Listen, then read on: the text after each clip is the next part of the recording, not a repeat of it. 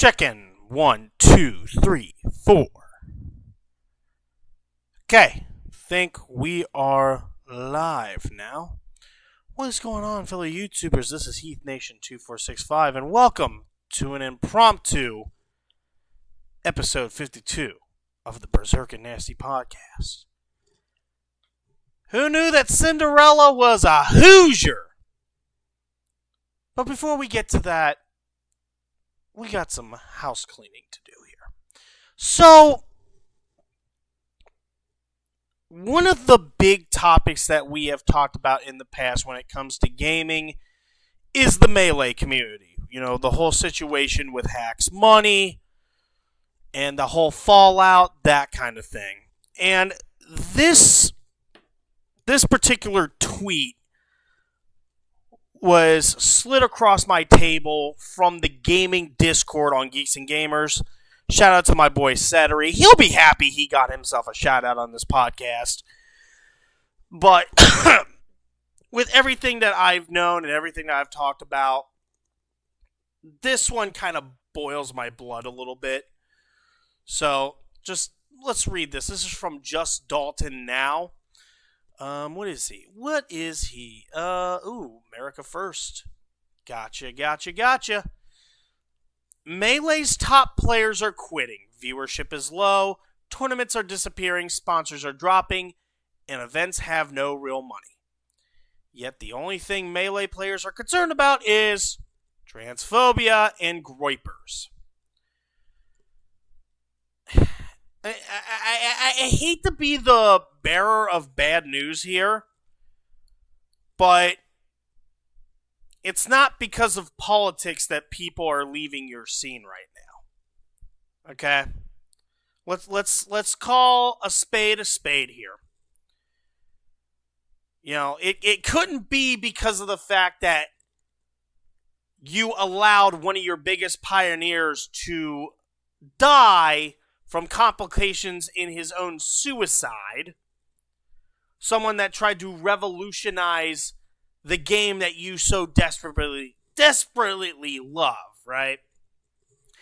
It couldn't be because of the fact that your scene has a ton of pedophiles in it that have gone unchecked to the point where even EVO, the biggest tournament in the fighting game industry, decided that they had enough of your shit and decided to drop your beloved game.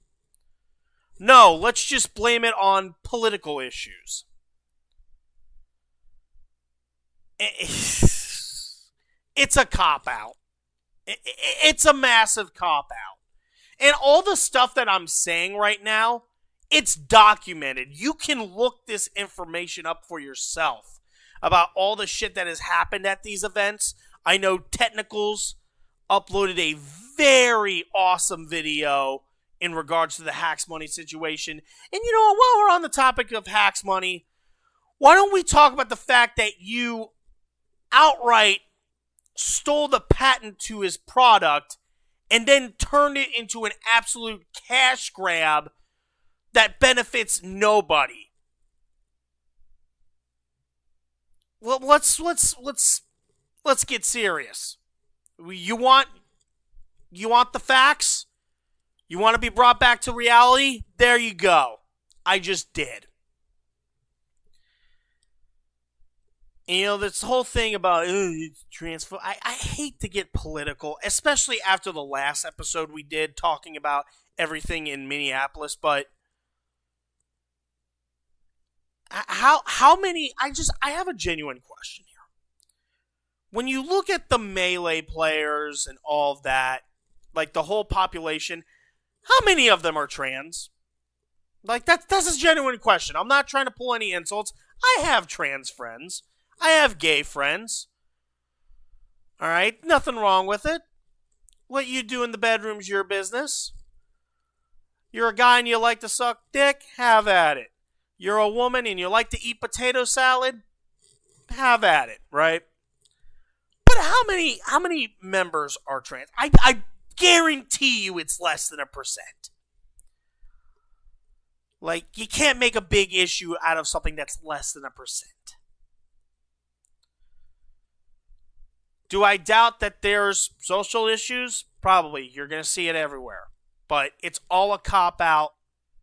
At the end of the day, when you line up all the facts, it is all a cop-out to hide the real issues.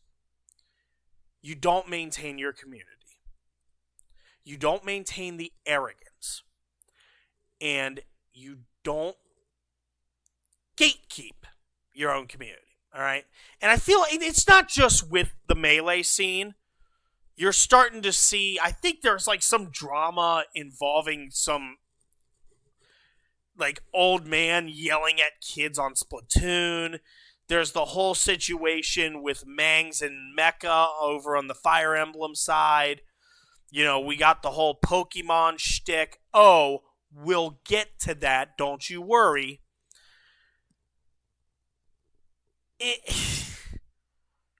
You know where I think most of the issues with Nintendo communities are? It's with accessibility. And I just want to put on a side note.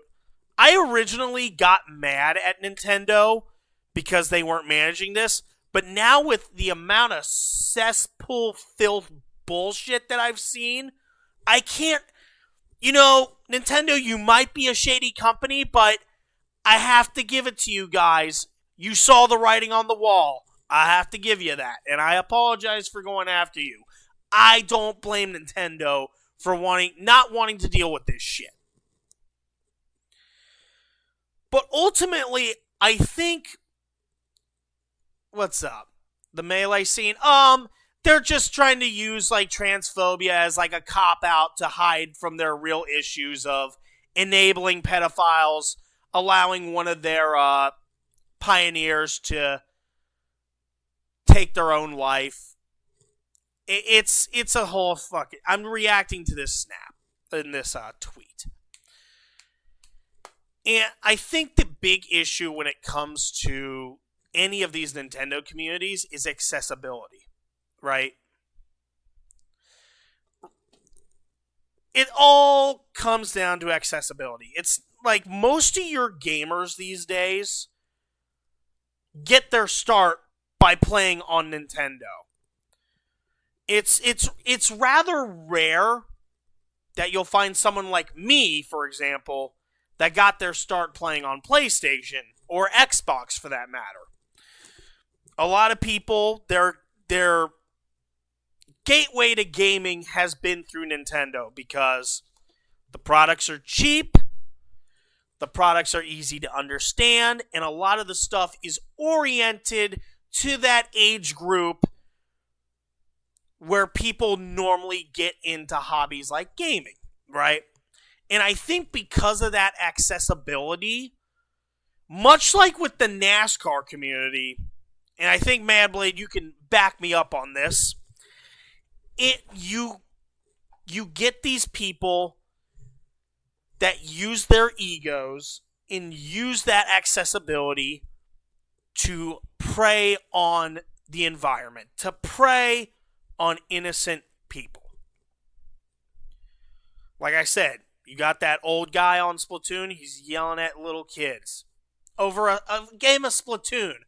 If it were like Battlefield or Call of Duty, I would understand it, but you're getting mad at kids over Splatoon. And then you've got the aforementioned Melee scene where a lot of these people, they spend hundreds, if not thousands of hours just playing this one game, trying to optimize their strategies. They've barely touched grass. And what we're going to talk about with isolation, and this is going to be a topic that's going to be brought up tomorrow. I'm doing an impromptu podcast, spoiler, in regards to this whole like Reddit mod meltdown.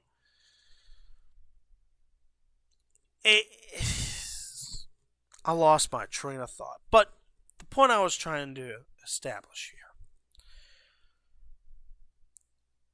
A lot of the issues when you get so enveloped in games, right? And you isolate yourself and you've put yourself in the like a room like this. and you start to reinforce that you are better than everyone else. And I feel like when you gather a bunch of these people that have nothing to do,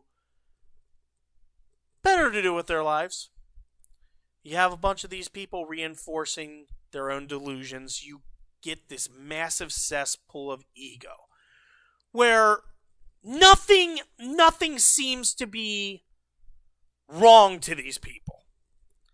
Everything seems right and just. Oh, they don't conform to what we think? Fuck them. Boo fucking who. And I think we've just reached the point where people are tired of it. People are tired of these bigwigs in these regions enabling all the bullshit, enabling all of the toxicity, enabling all of the pedophilia that's been going around. And that's why this is happening. The top players are done. The viewership, people don't want to watch a cesspool of shit. Tournaments are disappearing. Nobody wants to be in that environment. Of course, sponsorships, they are dropping like flies because all these sponsors are looking like, yeah, we don't want to associate with this cesspool of ego and toxicity and just absolute downright shit. And there's no money in place because no one wants to invest their time in such a product that has given them nothing but negativity. But no, we have to blame it on political issues because if we blame it on ourselves, that would just fracture our egos and we would have to admit that we were complicit in our own bullshit. So no, I'm not buying this whole thing that it's a political issue that's causing your community to drop. I don't buy that for a second. It's because people are sick and tired of it. I sound like a broken record right now? I feel like I'm repeating myself. You can again. It's over gaming. Who fucking cares? At the end of the day. Hell,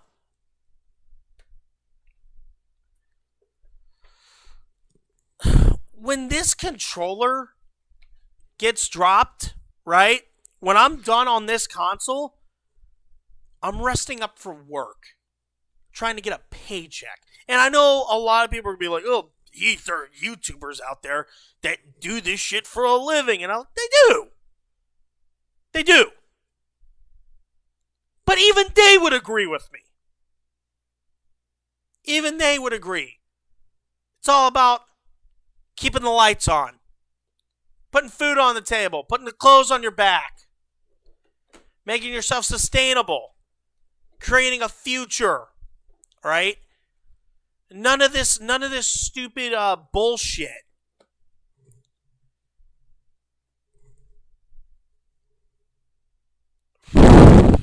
Man, do you understand now why I hate this community? I know a lot of people would agree with me. This community is so toxic. They have enabled so much shit. It's ridiculous. And people are done. So you can sit there and blame politics on all you want. At the end of the day, when it's all said and done, you refuse to hold yourselves accountable for every little transgression that has left a stain on your community. You didn't gatekeep yourself. You didn't go around and say, hey, idiot, you're wrong for reason A, B, C, D. Stop that shit. You're going to ruin the pool for the rest of us. Have some accountability. Have some pride in your work. So yeah, no, I don't believe that for a moment. Now we're on the topic of Nintendo shit. There's another issue going around in the world of Nintendo products and stuff that comes from Japan. Pokemon scalping has been an epidemic, right? Target, Walmart, what have you. Costco, I think, was one of the big ones. You got these grown-ass men that are buying 5, 6, 7 boxes of the new Pokemon pack, trying to get the new rare cards to try to make a quick buck to overinflate prices. And it has gotten to the point where crimes are now being committed. Andy slid this across my table, so I figured I'd talk about it. The reason I'm doing this podcast early and by myself right now is because I have something to do afterwards. It is stupid, and you're going to see why. So, this is from NBC News here. Manhattan Pokemon store says robbers took off with $100,000 in merchandise. 3 people with guns robbed Poke Court, an employee there Wednesday, the NYPD said. So, this was January 15th, so about 5 days ago, or about a week, depending on when this article came out. 3 people robbed the Manhattan Pokemon store Wednesday, pointing a pistol in the faces of customers and using a hammer to break display cases, according to NYPD and security video of the incident. No one was hurt in the robbery at Poke Street on 13th Street around 6:48 p.m. Security video shows the robbers wearing all black and one using a hammer to smash open a display case as customers and employees are in the store. One of the robbers points a handgun at the face of customers, some of whom put their hands up. The NYPD did not say in its statement how much was taken. Store owner Courtney Chin told NBC New York that around $100,000 in merchandise was stolen. $100,000 in Pokemon cards? In California, robbers have recently ransacked card stores and stolen items that include Poke cards. Well, that doesn't surprise me. It's California. What did you expect? On December 2nd, thieves broke into LA Sports Cards in Burbank in the Los Angeles area and stole around $100,000 in merchandise, including Pokemon cards. Okay, that makes sense. 4 people were arrested in connection with the burglary. I think there was like a footage of it because the guys were like trying to sell their cards elsewhere, and the dudes like recognized the cards that were stolen, and they just called the police. So I think I've seen that footage. It might have been on Kyra's channel. Special shout out to Kyra, by the way. And this month in West Los Angeles, a group of brothers held up a customer who was leaving the card store and stole his Pokemon collection valued at around $300,000. Jesus Christ. So yeah, Pokemon... Scalping for Pokemon cards has become an absolute issue. Now, I've been surfing the internet for the past 2 to 3 months at this point, trying to figure out why is there a massive epidemic? Why are Pokemon cards becoming so popular that you have a bunch of freaking virgin 20-something-year-old, 30-something-year-old adults going around pushing kids and just walking around with shopping carts full of Pokemon box collection sets? And I even came across Reddit. Now, as we learned with the Carl Jobs video, Reddit is not really a trusted source. But I use it, for word on the street, right? So that way I can gauge different opinions and be able to come to my own conclusions. But this post right here by Benny C., this was from a year ago. It's not the fault of scalpers, it's the fault of Pokemon primarily. They're trying to create artificial scarcity. Hold on a moment. On new products and haven't corrected their actions. Huh. I bet you're wondering in chat, Heath, what the hell is artificial scarcity? That was my question. So, this is what it is right here. This is coming from the Bootstrapped Founder. What a freaking name for a website / channel.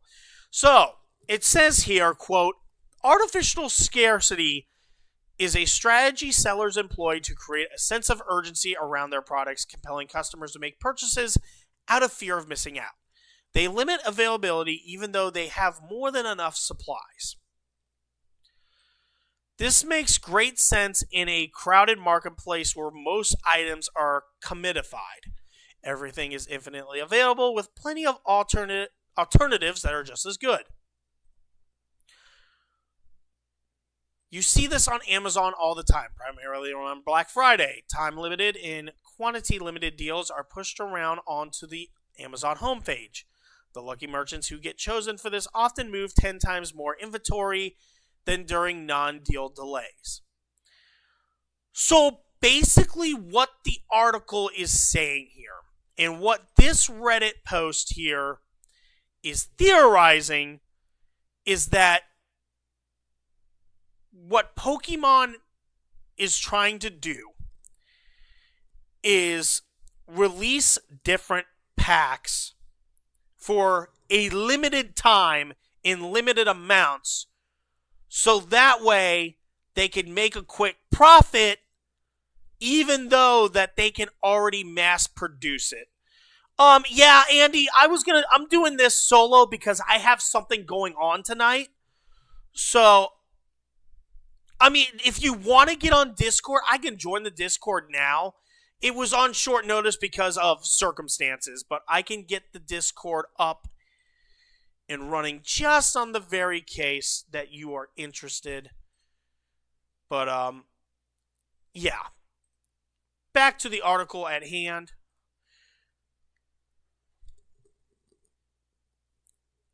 You can't? Okay, that's fine. I will exit out. So, what Pokemon is doing is they're releasing the products very limited. Trying to give the impression that there's... it's mostly for our little friend group. For people that are within the... what you call our little friend group here in Cincinnati. But here's the thing. No offense to you. I call it as I see it. But reading this here. The fix is building up supply and crushing the new Pokemon market. Their greed thinking artificial scarcity on new products will create a better market. The system works like a funnel, which it does. Which it does. Oh, here we go. Pokemon decided they would underprint the last 2 sets and the next 2, and now they've invited every general scalper to the ball game. They have a mass influx of new fans. Yeah, this is a problem. This is a very big problem because of supply and demand. Let's take, for instance, one of my favorite games. Let's talk Yu-Gi-Oh! For a moment. In Yu-Gi-Oh!, Konami has a very interesting policy that basically cuts off scalpers at the middleman. Yu-Gi-Oh! Will release packs much like this, where it has specific cards such as, seen here, my favorite monster, Legendary Xian of the Six Samurai. And Yu-Gi-Oh! Konami realizes that Yu-Gi-Oh! Has a very competitive market in that people are building different types of decks left and right. And they realize that there's different meta, different strategies, different cards that are being utilized in a very specific way. So what Yu-Gi-Oh! Will do is that every 6 months, it depends really. Sometimes they do it 3 months, 6 months, or a year. They will reprint cards much like this. So that way, there's more accessibility to the game, and you can still bring in new players and have new decks being built. They reprint specific cards, whether it be, the way that a card is printed, whether it be specific meta, specific cards that are on the market right now. They want to give accessibility to the consumer, so that way people can play the game and eventually join in tournaments. So that's why Konami introduced the reprint policy. Now, let's take it a step further with sports, right? Sports are a different kind of animal because sports, traditionally, people are looking for one of two things, right? They're looking for the premier players, and get that fucking kickbot out of here. They're either looking for the hot, new, specific players that are on the rage right now. They're taking up all the marketing deals. Their faces plastered everywhere. Guys like Paul Skeens, pitcher for the Pittsburgh Pirates, or in the soccer world, Lionel Messi.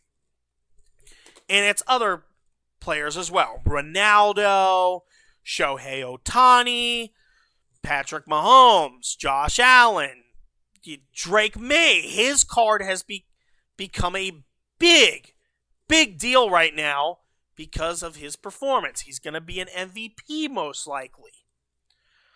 So with the sports world, it's all fluctuating, but they don't manipulate the market like what Pokemon's doing, because they realize that trading cards are a big deal. So that's why they just put out a bunch in bulk and let the consumer do the work for them, because they realize that their market is fluctuating depending on who's hot, who are the hot guys, who are the premier players, who are the ones that are marketable, right? Or they focus on someone like me, who is looking to collect a pack for their specific team. Observe this box. Seems like a Yu-Gi-Oh! Gold Sarcophagus box. Well, that's all for one team that I'm collecting. And it's for my boys at Borussia Dortmund. Yes, they lost against Tottenham. No, I don't want to fucking talk about it. So stop it. It was embarrassing. We got a red card. I don't want to fucking talk about it. But yeah, their big focus is on the big guys or people that collect for specific teams. Pokemon ain't like that. Pokemon, what they'll do is they'll come out with a new box and say that this box is a limited time offer. And then that convinces all these scalpers who want to get in on the product, that want to get in on the big cards, to go and get that box in bulk so that way they can make their money back through rare cards. So now it ruins the hobby for a bunch of kids that just want to play the game with their friends at the lunch table. And what does Pokemon do in response? They keep putting the boxes out in short size, and they market it in a way where you must have it. See? Compelling customers to make purchases out of fear of missing out. And Andy just brought up a very good point, and I was actually going to bring this up. It was the same exact way with the PS5. When the PS5 came out, a lot of stores had it limited, right? They had it. Stores like GameStop, Best Buy, Target, Walmart, what have you. They got shipped the consoles, but they only got a little amount. And what did it do? It drove up the demand to the point where people were hoarding and scalping those consoles. And eventually, it fucked with the supply and demand chain. And to Sony's credit, to Sony's credit, they did fix this with the waiting list. They did fix this with measures where you can only buy one console, and they locked it in with your identity and your card, right?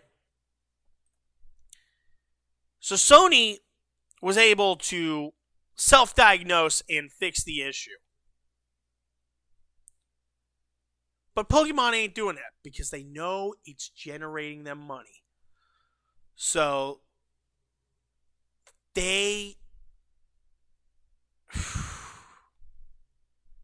it's mind-boggling. They market the shit out of them, and they make it like limited demand, so that way it screws over everyone in the long run, because now you've got this place where all the scalpers come in, they hoard all the product, and then they want to make a quick buck on a simple pack. Not even the whole box. A simple pack of cards. They overinflated their own market to the point where the prices of their own card packs are being driven up to, like, at the bare minimum from one of these scalpers, like 30 to 40 bucks. That's just a small pack of 10 cards.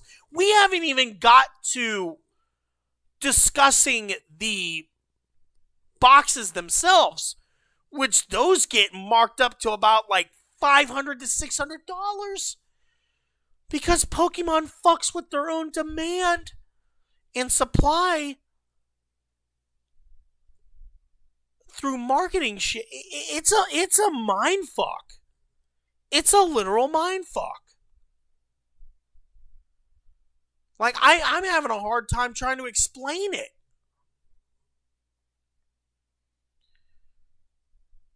But yeah, it's a bad situation. You're now starting to see these robberies come into play because, again, it goes back to my point about Melee, the accessibility.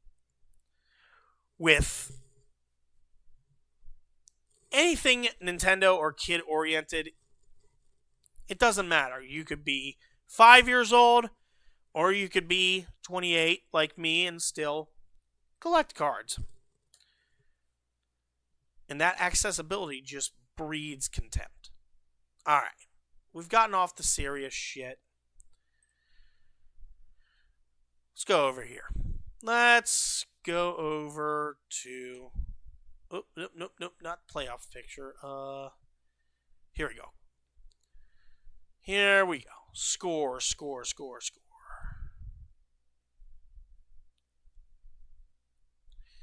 So, start off over here in the NFL playoffs. Patriots defeat the Texans 28-16. That doesn't even do it justice here. Take a look at these stats right here. 1 touchdown to 4 interceptions by C.J. Stroud. Meanwhile, Drake May over here had himself a decent game. 3 touchdowns to 1 interception. Got sacked 5 times. But, oh my God. C.J. Stroud's rating 28, whereas Drake May had 100. Texans are in kind of a bind. They need to get themselves some good weapons. They need themselves some decent weapons. Oh, I was going to pull up something here. Hold on. Hang on. Let's look up some shit. So, Buffalo and Broncos. The Bills and the Broncos. This was a game. Close game. They mounted a comeback, right? Yeah, fuck it. We ain't gonna look it up. They give it up on a pick 6. Not a pick 6. Fuck. Okay. Sorry, I'm all over the place right now. Bills make a comeback in the fourth quarter to tie it up, and it goes into overtime. And the Bills wind up winning it. And right afterwards, Sean McDermott gets fired. After so many appearances in the AFC Championship game, so many appearances in the playoffs in general, so many divisional championships, they fire him.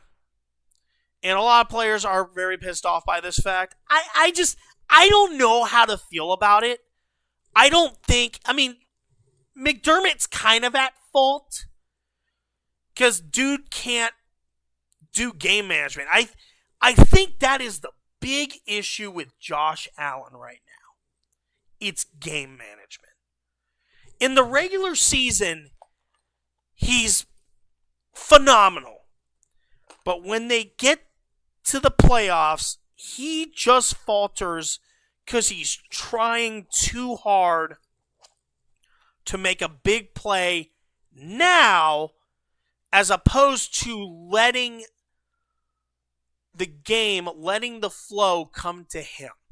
And that is a big issue. You have to have game management in the playoffs to be successful. You have to learn to manage. You have to learn to manage your field. You have to learn to manage your time. You have to learn to manage what's working, what doesn't work, what's firing off on the offense, what exploits can you find on defense.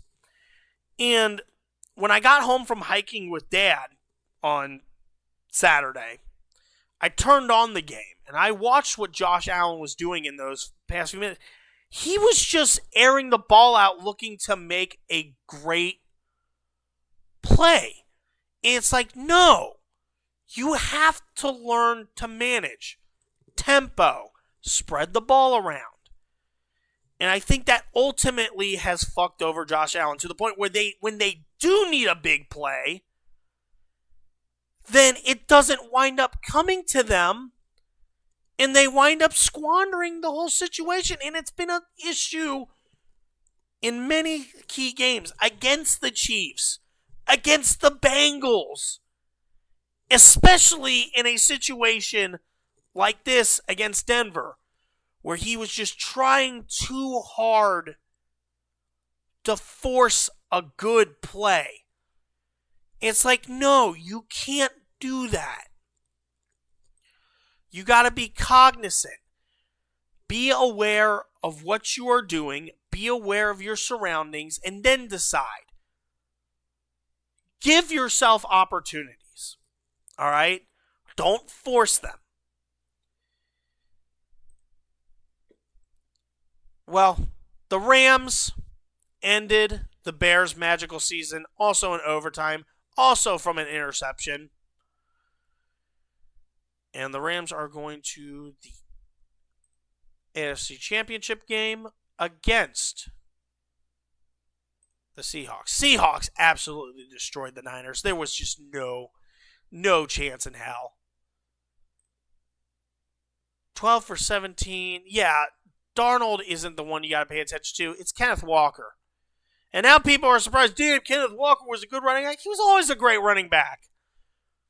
But the problem with the Seahawks is not realizing that and having to alternate their players, which could bite them in the ass in this next round if they are not careful against the Rams. So, one more thing when it comes to the Broncos. Second to last play in overtime, apparently Bo Nix broke his ankle. And he's out. So now they have Jared Stidham as their quarterback, which I don't know how to feel about that. So, my predictions, New England and Denver. I mean, if Drake May can sort out Denver's defense before Denver's offense starts lighting it up, Patriots win easily. And that's who I'm going with here. Now, Rams and Seahawks. Both teams have a win against each other this season. It's going to be the rubber match. It's in Seattle. It's going to come down to who utilizes their weapons on offense better. And I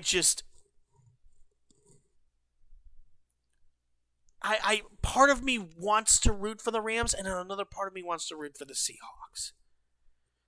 Because I think the Seahawks have it all figured out, but now the Rams are starting to utilize their weapons. Puka Nacua is starting to come back to life.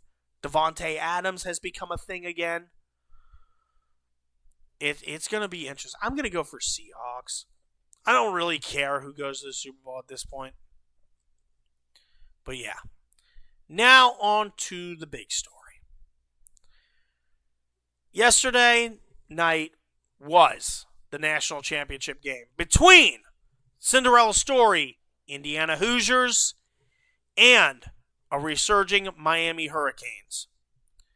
This was the final that everyone was looking forward to. Indiana was looking to get their first championship ever. And Miami was looking to get back to the promised land and stick it to all the analysts that said that their conference was weak. This was a very tight game, but we're only going to show 3 moments that were just awesome. So, Indiana took a lead early. They were up 10-0 going into the half after a missed field goal in the last second of the half by Miami. Miami resurges with a long touchdown, but Indiana's defense still holds strong. It sets up a 4th and 1 where they're backed up. It results in this play. The punt is blocked, and it gets recovered into the end zone. Indiana's lead goes up 17-7.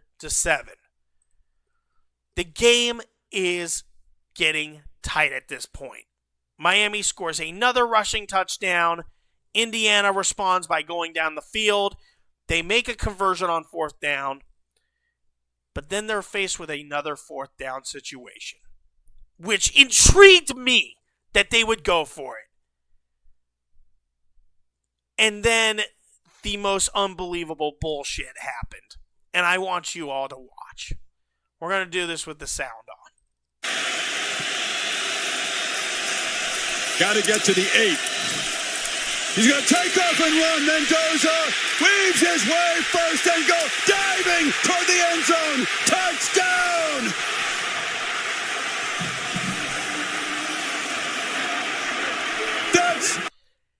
If there was any doubt about Mendoza getting the Heisman, this basically ended all doubt. The amount of effort that Mendoza made to turn chicken salad from chicken shit in this one moment is amazing.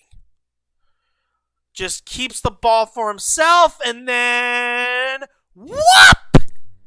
Gets it right into the end zone to increase the lead. Miami responds later into the 4th quarter.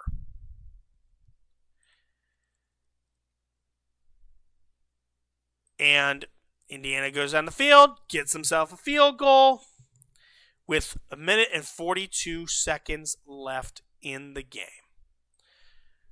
Carson Beck and Miami are trying to go down the field, trying to have one last gasp of a comeback. They did it against Ole Miss. Could they do it against Indiana? Here we go. Carson Beck drops back, lobs a deep pass. It's intercepted at the 5-yard line. And there you have it. Indiana wins their first championship in school history.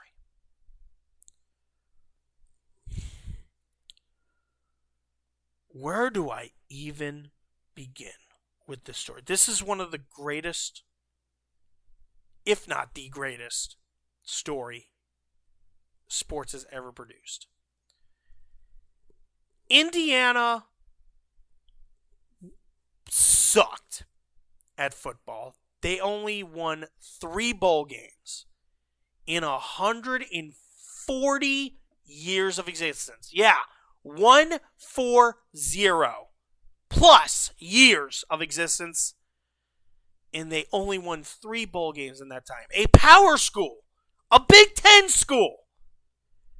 They were the least successful FBS school ever. And then Curt Cignetti comes from James Madison. And they ask him, what do you have to take to turn this program around?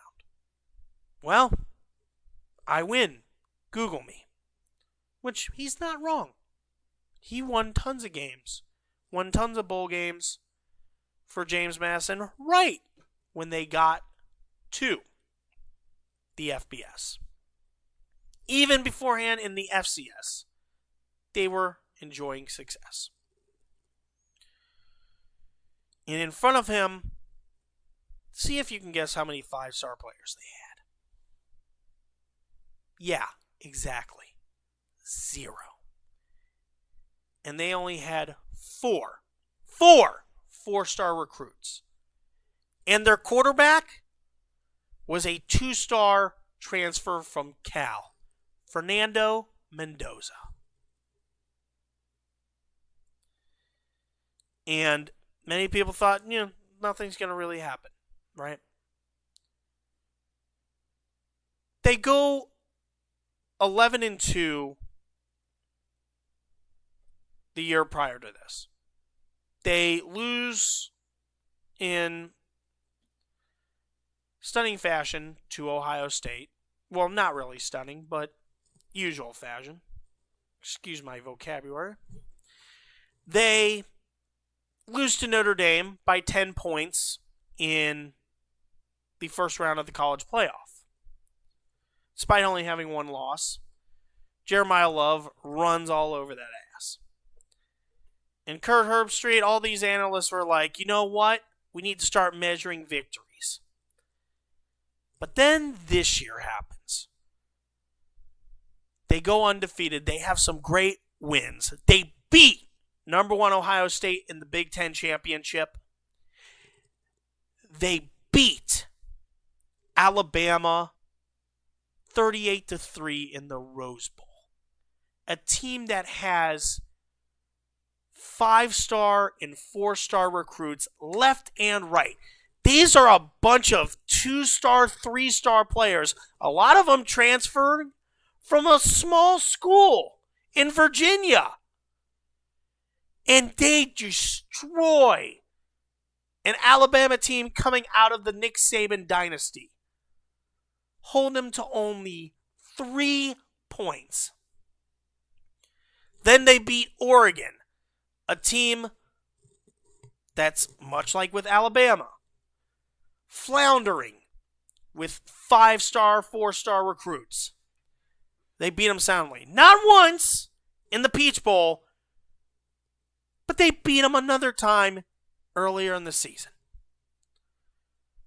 And then they go to Miami to take on the Hurricanes for the national championship. Everybody on that panel before the games, with the exception of Pat McAfee, shout out to Pat, they had Miami winning.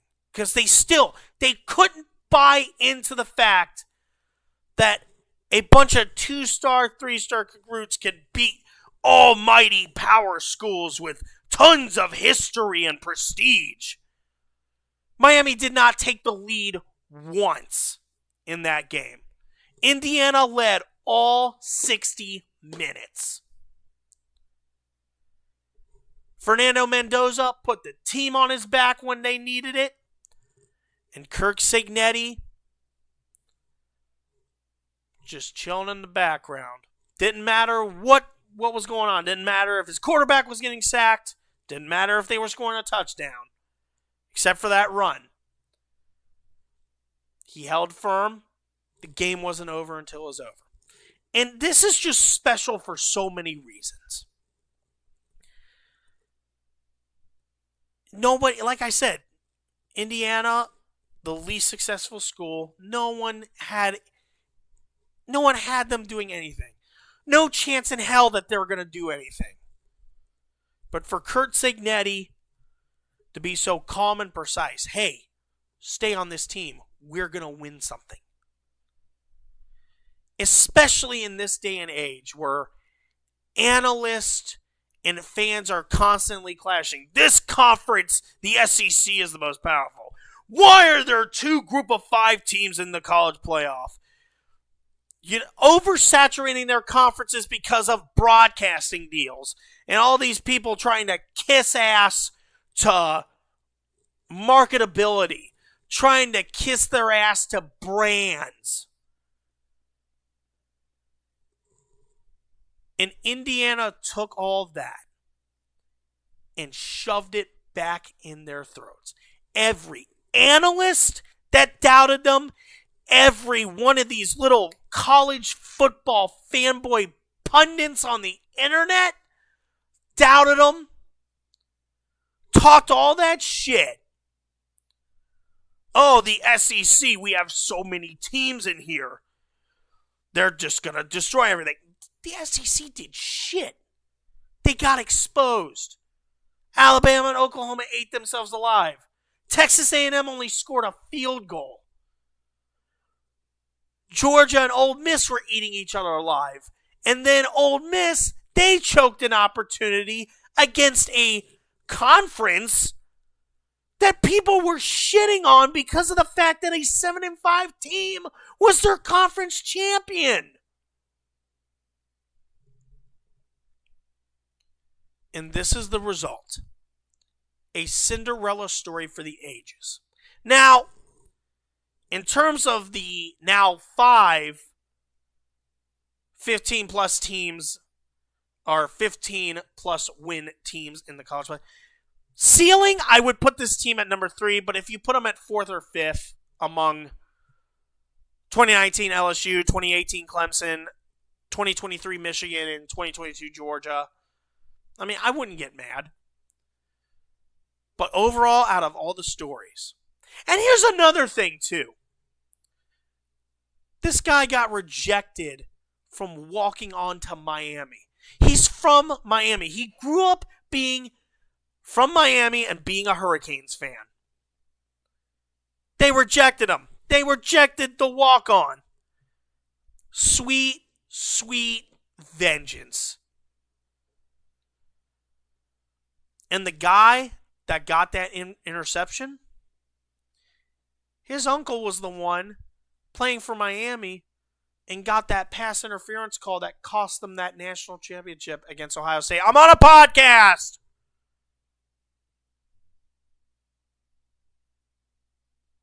This might be the greatest season in college football history. You know, we always talk about 2007, 2009, 2021.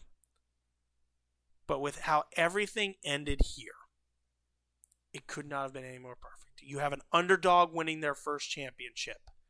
Sticking it to every analyst, sticking it to everybody that said, oh, the transfer portal is the way to go. They did it under the most stress, the most scrutiny. It's a Cinderella story for the ages. Like the title of this podcast says, Cinderella was a Hoosier today. Or yesterday. Cinderella was a Hoosier. I know I'm stuttering a lot, but it's amazing. I'm just so happy for these guys. Shout out to Indiana. Congratulations to them. College football is in an absolute frenzy right now. The fans are happy. The fans are jumping in joy. They're jumping around, doing nice little lap dances around every little biased forum on the internet, around every biased analyst that has to dictate who are the strong teams. Who's the best conference? It all came back to bite him in the ass.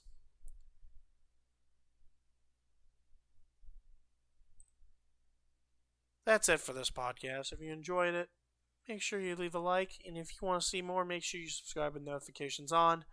My voice is shot. I know. It's been a weird week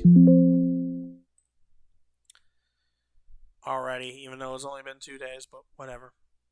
And, yeah. This is Heath Nation 2465. Outro.